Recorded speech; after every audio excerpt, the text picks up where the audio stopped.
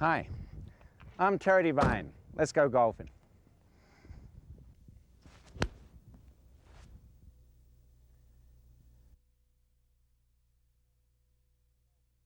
The golf grip. There's three main grips in the golf grip, and I want to show you all three. This would be called the overlap, the interlock, and the baseball. Right, this is the overlap grip, where the little finger just sits in between the index finger and the other one. We just grip nice and lightly. There it is. There's the overlap. The interlock is in here, where it's a misnomer. They say lock, but it just goes halfway in here. I don't want to go all the way in because it'll end in my palm, so I try and get in the fingers, but they are locked together with those two fingers. And then we have the baseball grip, which suits ladies and smaller children. But I recommend the overlap. Like 98% of the pros would grip like this, and Jack Nicklaus and Tiger Woods do interlock, so it can't be that bad. And then we've got the baseball. I'd like to emphasize that the grip is light but not loose. Let me show you the left hand first. The left hand would be placed so the index finger of the left hand is here. The club lies diagonally across, going under the muscly pad. The thumb down the center of the grip, so the V points to your right shoulder. You must allow a little bit at the end. A ½ inch is recommended. You can see that it's very much in the fingers, not the palm. The thumb down the middle of the shaft again, the V to your right shoulder. You'll see two knuckles on my left hand. The thumb at a slight angle, even though it's pointing down the middle of the shaft. The right hand again, very much in the fingers. This thumb envelopes the other. The hollow of the hand comes really on top. I don't like to see gaps here, so I like to keep those as one unit. And you can see that as I waggle the club here, that it's a very comfortable grip, very relaxed, not too tight. And you'll see pros will grip probably much lighter than the amateurs. So this is worth remembering when you're getting a good golf grip. Is light but not loose, but very relaxed. So your wrist can hinge nicely. You can see with this grip I can freely use the wrist, no problem. So as I swing the club back, they're going to wrist break into a nice 90-degree angle. As I show you, you'll see two knuckles. Now I can't see that, so I have to bring the club up to see two knuckles presented to me. Now I see that V or line of my left thumb and index finger pointing to my right shoulder. The right hand comes in at a slight angle. You'll see I'll come in this way. The right thumb will envelope the left thumb in this manner, so the hollow of the hand comes over. You'll present the V up your right arm to your right shoulder, and then we'll have two knuckles on both hands.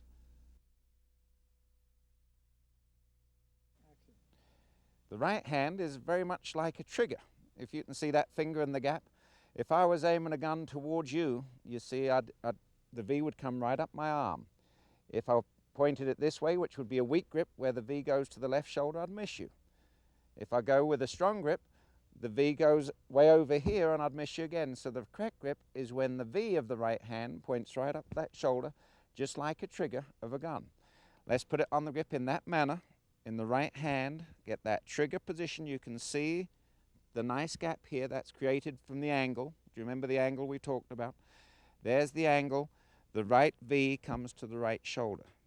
I'm now going to open my hands very slowly, and you'll see that really the golf grip is very much palm to palm. The right palm will face the target, and the back of the left hand will face the target. The golf grip is one unit. You see there's not too many gaps. It's light, as I emphasize, but not loose. I'll bring the club up, and there's the overlap.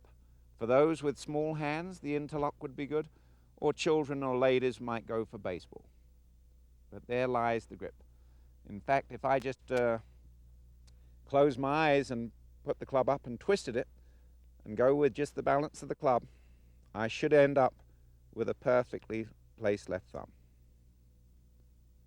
And there it is. Right, the ball position relative to my feet is just forward of center. I'm using a 6 iron here, so you can see the 6 iron, as I press the club downwards, you'll see the shaft angle will not be straight, it will fall forward. And this is the design of a 6 iron, so allows you to hit a slightly downward blow. So as I lay the club down, you can see that the shaft will be slightly in front of the head here. That's how a 6 iron's designed. So when I address the ball, you'll notice that my hands are slightly in front of the blade. My hands will be level with the ball, and the club head will be behind the ball. Let me demonstrate. So when I address the ball, I want to be in this position, not dead straight, not too far forward. Just as the club sits, as it lies, is the perfect position. There is the ball just forward of center. Now we're ready to go.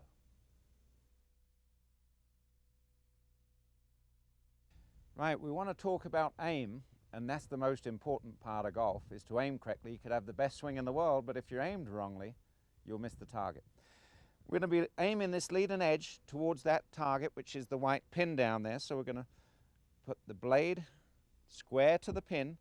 My feet and shoulders, hips as well, will be parallel. So a person who aims well, the hips, shoulders, feet will be about 10 yards left of the flag at this distance, which is 170 yards.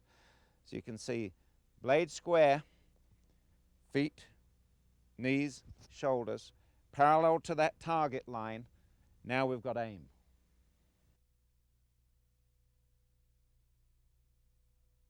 One of the most asked questions in golf is, how far should I stand from the ball? Well, good posture will take care of that, and let me demonstrate. The golf posture is very much like this. I push my hips back. I always say it's like closing a car door. You know, when you haven't quite closed it properly, you give it a little bump. There it is. So I push the hips back. My knees bend and feel springy, not too bent. I don't want to feel heavy on the legs. I want to feel very springy, so it's back here, just a little bit of flex in my knees. My arm, if you notice, my left arm, I'm very conscious of my left arm being nice and straight as it hangs down, not into me or out. Too many people stand too far away from the golf ball, so I like to just let my arm hang nice and naturally. If I've got this good posture, you can see that my head's up. If someone was in front of me, they'd see my chin. So I'm ready now to swing the golf club from a nice, relaxed, square posture. Right, the golf backswing starts in a one-piece motion. You watch as I take the club back. It's very much like a door opening. As I push back, mainly with my left side, this butt of the club points right at my belt buckle. As I take it back in one piece, there it is. By this time here, I come nice and parallel to my target line, or level with my toes. So it's pushed back here. This is the time where my wrist breaks. As you watch carefully as I do it, it'll dissect my right shoulder. As I carry on, my shoulder continues to turn, and now the club points parallel to the target line again. My right hand is below my left. That in turn puts this left shoulder higher than this right. As I address the ball now, I'm going to take it back in one piece. My weight distribution is very 50-50, very even. As I take it back in one piece, slowly, and now I'm in a nice wide position here. The wrists begin to break, and the club points down towards the ball. My shoulders continue turning. My knee stays nice and flexed here. Now I've got 90 degrees on my shoulder turn, 45 on my hips, and 25 on my knees. That's the coil of the backswing. We're going back. We're going to try and keep the right knee nice and flexed. Push back, hinge, turn. There I am. Now I'm looking over the ball, over my left shoulder. I've got plenty of coil, no tension in my shoulders, all in the legs. Watch that again. I'm going to swing back at speed. There it is.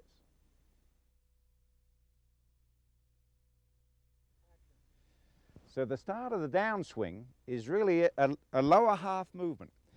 The hip will move slightly forward. The left arm will be pulling as I come down. I keep the angle, retain it as long as I can until I'm parallel or level with my toe line. Then I'm ready to hit. This has got to be done very smoothly, because if I come outside the line or loop this way, I'm going to miss-hit the shot. So the key is to come down in the first inch correct.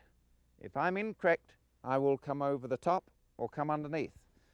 The key is nice and smooth pull, hip and arms together, hold the angle, ready for the hit. As I swing back, you'll notice my upper torso will move about an inch to the right. This will produce my 50% on each foot to 80-20, 80 on the right side. As I take it back in one piece, in the first initial couple of feet, I've now loaded my right side. I now hinge the wrists. Keep the shoulders turning, the right knee flexed. I'm looking down at the back of the ball. I smoothly move, watch my hips move a little bit forward. They start to turn. I retain the angle, release the club head. You can now see my head can come up. I can finish, and I will have 100% weight shift onto the left side. Very important that we get a weight shift in golf within this rotational movement of the golf swing. Let's do this at full speed now, and you'll watch the same sort of movement. And there she goes.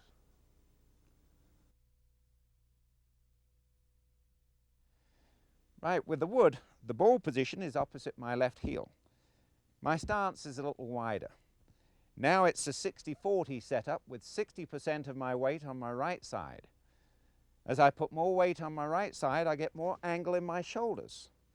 So rather than iron, which is more like this, my wood now is tilted this way.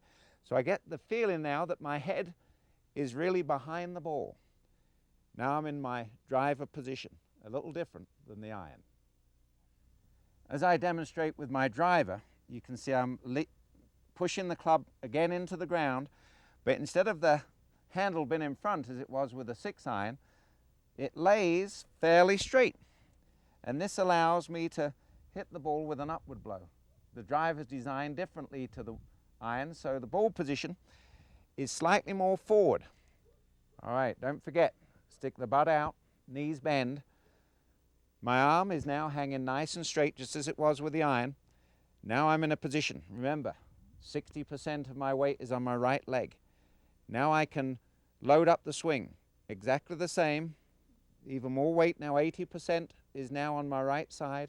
I hinge the wrist. The club now points parallel to the target line. Right knee bent. Exactly the same as the iron. I'm going to keep my head back. I shift weight forward. The left hip will move forward. My head stays in the same position, so I'm behind the ball at impact. And now we're ready to go.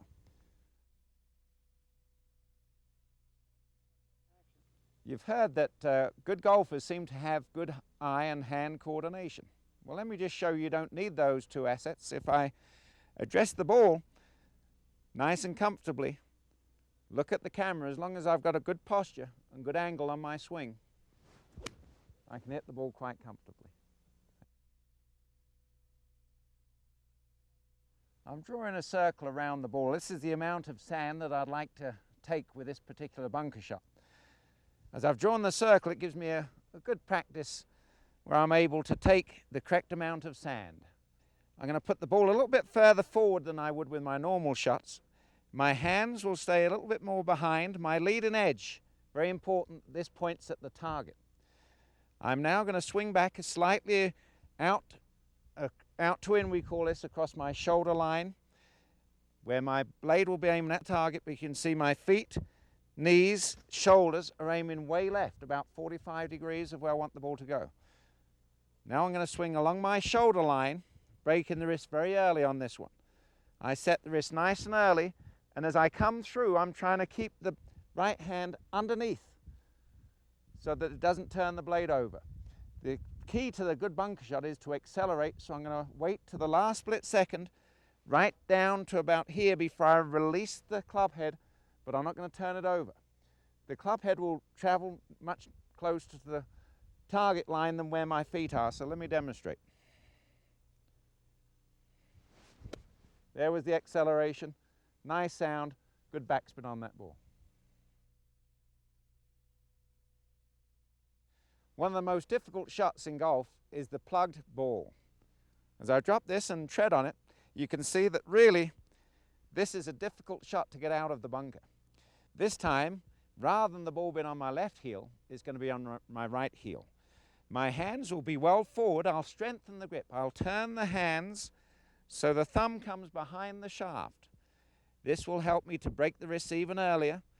I'll break the wrist coming at a steep angle. I'll try and hit very deep, and don't try and follow through too much. I'm really trying to get below the ball. Let's just see. And there it comes out quite nicely. This is a small pitch shot. I've got a difficult lie where the ground is sloping away from me. I'm going to go over a bunker or a trap. I've got not a lot of green to work with. I'm going to play a nice soft shot now. By trying to, I've got a decent lie. I'm going to try and slide the club under the ball and try and float it, play it in slow motion, so to speak. My ball position would normally be more forward, but because I'm on this downward slope, I'm going to put the ball a little bit further back, just forward of center. Make sure my knees are nice and soft. I'm going to swing nice and slowly. The key to this shot is to keep my body position very still on the backswing. There will be not a lot of movement, just the arms and wrist breaking. I'm going to slide the club under very smoothly and keep my body low.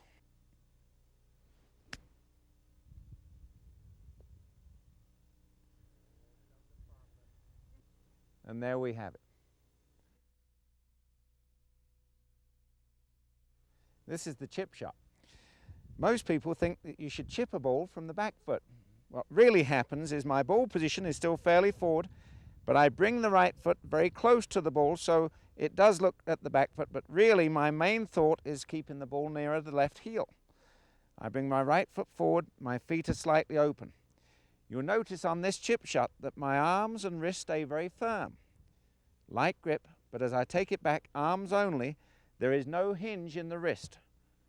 My follow-through will be with my body position. You'll see the straight line maintained through arm and club. The club face will not rotate. I'll take it back and play the shot. My weight will be 60% on my left foot. This will create a downward blow. I try and just hit the tops of the grass and nip the ball. Now my weight has gone to about 90% to my left side. The putting grip differs from my normal grip, in as much as the fleshy pad here, which is for my normal grip, doesn't come into play on the putter. I don't want power, I don't need a strong grip, so I place it right under the thumb joint there, can you see? So as I place the right hand on as well, I like to put two fingers down. This is called the reverse overlap, rather than the normal overlap. You can see this forefinger points down the side here, and this one down the shaft. As I place my hands on the shaft, I now push back with this index finger, and with this one, push forward, the right one push forward. My wrists again stay very firm, no collapsing of the wrists or flicks. It's much from the shoulders. My wrists are like arched a little bit. I bring my hands up towards the ball. Now I've got this nice position here where it stops me flicking the wrists. Most good players tend to arch their wrists when they're putting. As you arch the wrists, it keeps the blade nice and square.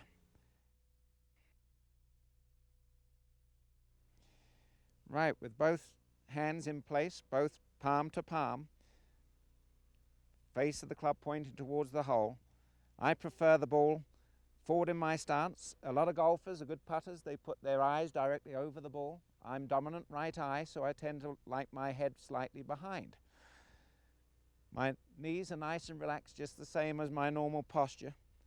I try and swing the club back more with my shoulders, so I take the club back with the shoulders and through with the shoulders with no break of the wrists. I want a smooth acceleration on this putt. So back nice and smooth, about 1/3 back, 2/3 through. Keep the head still and we get a good roll to the ball. Thanks for golfing with me, and I'll look forward to our next lesson.